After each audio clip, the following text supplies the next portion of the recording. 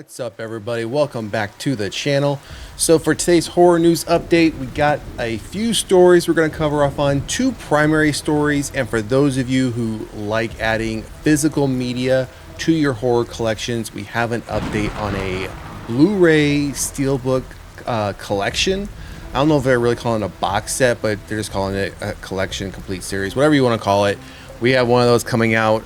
It's not necessarily for a franchise IP that I necessarily enjoy. It's just one of those ones I can never get into, no matter how many times I've tried watching it, whether it's the first film or the subsequent sequels. Again, just never could get into it.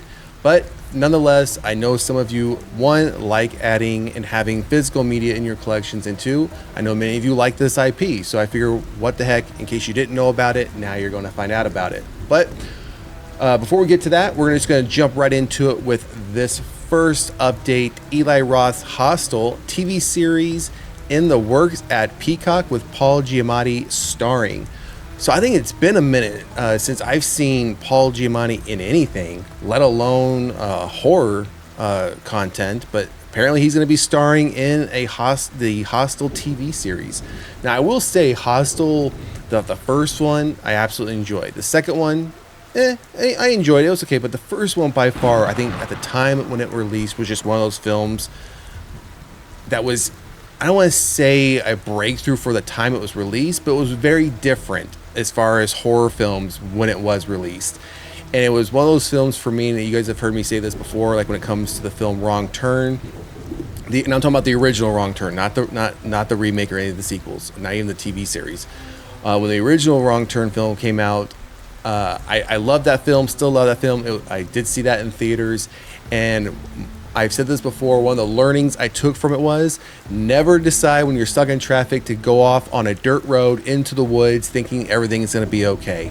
And more than likely camping, make sure you know where you're camping. Make sure you know there's going to be other people around, because that could be the end result. So those are the learnings I take from that film. Same thing with Hostel. Would I want to stay in a hostel after seeing Hostel? Probably not. So anyways, let's jump into this article here. Eli Roth's Hostel franchise is coming back to life with a television series. We recently learned in Variety updates this morning that the series is in development at streamer Peacock. Now, we're seeing this an awful lot. We're seeing this with Crystal Lake. We're seeing this with Carrie.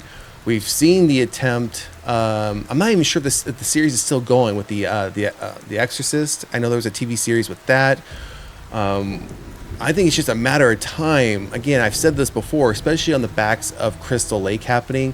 When is it going to happen, or when are we going to get the news that we're going to get a TV series called Haddonfield? They're going to do some sort of TV series around the Halloween franchise.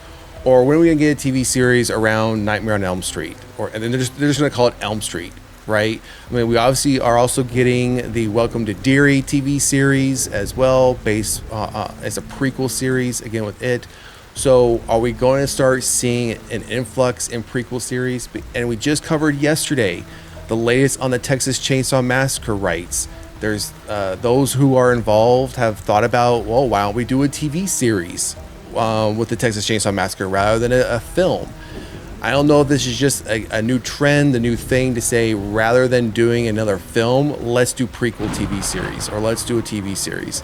So somewhere in between two of the films, right? I don't know what it is, but and maybe these streaming platforms are just looking for more content to put out there. Maybe things are slow, but it just seems like there's something happening where everyone is now just kind of falling in line and doing the same thing. Let's continue. Academy Award nominee Paul Giamatti is attached to star. Variety also notes in today's report that Eli Roth will be writing, directing, and producing the Hostel series, which makes its return to the franchise almost 20 years after Hostel Part 2. The outlet reports Chris Briggs and Mike Fleiss, I'm not sure if I'm pronouncing that correctly, who produce all the Hostel films, are executive producers. Fifth season is the studio. Exact plot details are being kept under wraps. Giamatti is actually a longtime fan of the Hostel films. Eli was shooting Hostel in Prague, and I was shooting The Illusionist, and I met him. We talked about me actually killing somebody in that movie, but it never panned out, Giamatti told EW in 2013 interview.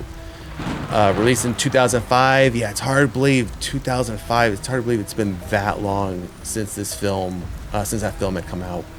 Hostel was set in a world where the rich can pay to literally torture and murder captured victims, and Eli Roth returned to direct Hostel Part 2 in 2007. The film did spawn a second sequel, Hostel Part 3 in 2011, but Scott Spielberg took over as director, and that's it. So yeah, that's the latest on. We're now getting a Hostel TV series coming to the Peacock streaming platform. So I'm a little bit surprised it's coming to Peacock. I mean, something like this, I would not have been surprised. Shows up on Shudder, Screenbox, something like that. I mean, we've seen some, I would say, mid-tamed, horror series popping up on Peacock. But if this is going to follow suit with how the films went, I mean, I would expect it to be a little out there for Peacock. But hey, I mean, the more horror content, the better. But again, I just feel like we're going to start seeing a trend of, instead of doing another sequel or movie, let's just do a TV series. So, all right, let's jump to the next one, which is the big story. If you haven't heard about, we've talked about this before. We talked about this when it was just a rumor. We talked about it when it became more than a rumor. And now here we are. It doesn't seem like it's going to be a rumor for very much longer. It's just waiting the final approval, as you see here. Gremlins 3 script reportedly written and waiting on Spielberg's approval. So let's jump into it. And before we do, I've already made no bones about this. I don't think we need Gremlins 3. I don't think it's necessary. We've had the two films, and we did a deep dive on the first film of what was it intended for the film to be and what it turned out to be, based on what Spielberg mentioned as far as, hey, we probably shouldn't do this, because Chris Columbus had come out in that article and said, I was gonna do all this. I think at one point even the dog was killed. And Steven Spielberg came in and said, no, we want to cut all this out, pull this back. The film is happening during the holidays. The film is based happening in the holiday season. You don't want to go this hardcore. And they pulled back a lot of what Chris Columbus had wanted to do in that first film. Now, I know times have changed, obviously, but I was happy with the first film. Second film, okay, good. Third film, don't think we need it. And as I just mentioned with Hostel, when we talk about trends with TV series, I feel like we're seeing a trend with a long hiatus or a long gap between the last film and this film, right? I feel like Top Gun, Maverick kind of started this trend where we again see these long time periods since the last film, and now this is another bandwagon people are starting to jump on. And that's not to say Gremlins 3 hasn't been attempted for many, many years. Now it's just becoming obviously more of a reality for whatever reason. And it could be on the backs of the fact that Beetlejuice was such a success, right? So, all right, let's get into it now. Original Gremlins writer Chris Columbus has penned a brand new screenplay for a brand new Gremlins movie. But what's the status on that Warner Bros. Project here in the summer of 2025? According to franchise star Zach Galligan, the ball is now in Steven Spielberg's court. Quote, after 35 years, they've come up with a script, Galligan told the crowd at Comic-Con Manchester.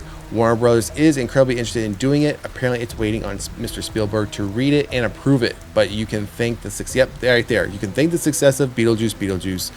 This lines up with the recent comments from the top brass over at Warner Bros. With CEOs Mike DeLuca and Pam Abdi stating in an interview earlier this year that they are excited to be working with Amblin and Chris Columbus on a new installment in the Gremlins film franchise.